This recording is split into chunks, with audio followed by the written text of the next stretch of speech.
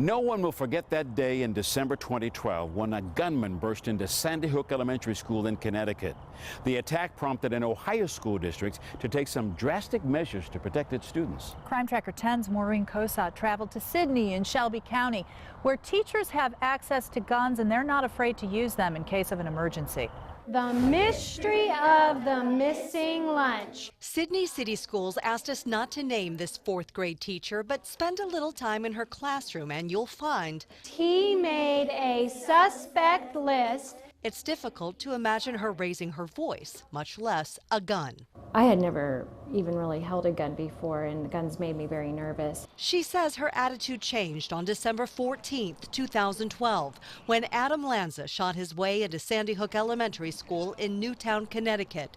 He killed 20 children, ages 6 and 7, and 6 adults before turning the gun on himself. I thought, what would I have done? You know, you start thinking, how would I have reacted? Would I have been able to think? Sidney City Schools Superintendent John Shue was asking the same questions. When Sandy Hook happened, that completely changed my way of thinking. Reports surfacing from Sandy Hook reveal it took the first responding officer just 2 minutes and 41 seconds to come to the rescue.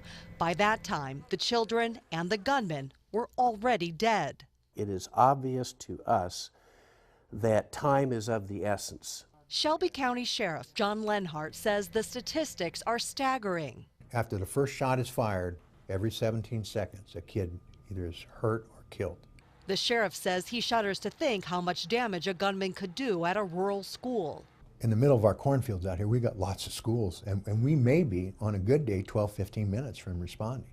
Armed with that knowledge, the district hatched a security plan that raised a lot of hands and eyebrows.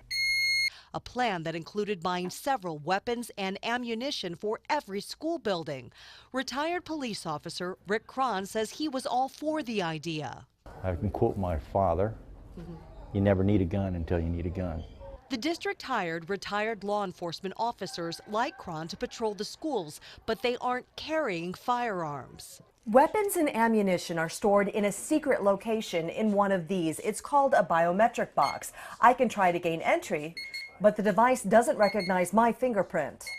School security officers can access the biometric box along with volunteer first responders. So you know how to head your paper right now. Including our soft-spoken fourth grade teacher. She is one of 27 educators in the Sidney School District who are taking part in ongoing tactical and firearms training, prepared to put her life on the line if her school ever comes under attack. I think your life's on the line anyway. It's a choice only a handful of Ohio school districts are making.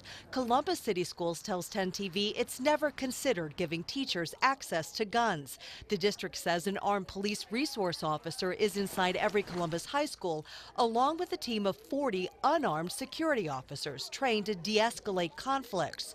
Across central Ohio, most school buildings are on level 1 lockdown, meaning exterior doors are locked at all times and visitors must be buzzed in.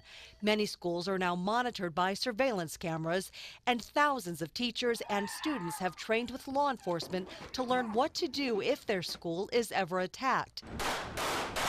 It does appear the idea is gaining popularity.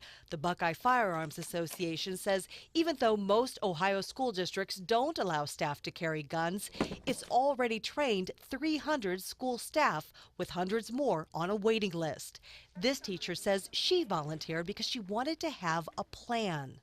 Instead of just hiding and cowering in the corner and being frightened. The decision to arm Sidney schools hasn't come without concerns. I did have a couple people come to me and say, have you really thought through what you're doing? Have you really thought about it? The county sheriff says he's faced some criticism. Could you tell me, in my career of 48 years, what I should be doing that is more important than protecting the kids of this county? The superintendent says some question why go to such great lengths to prepare for something that will likely never happen. I immediately respond that if an active shooter can kill innocent kids at an Amish school in Pennsylvania, it can happen in Sidney, Ohio. Shue says he's not naive enough to believe even these extreme security measures could stop a gunman. that if a person is that bent on coming into a school and doing carnage in a school, that it could still happen here. But he says he does believe guns in schools can save innocent lives. It is definitely an emotional topic that generates a lot of different opinions. We want to hear yours. Do you think teachers having access to guns in schools is a good idea for protection? Join the conversation now by going to our Facebook page at facebook.com/crimetracker10.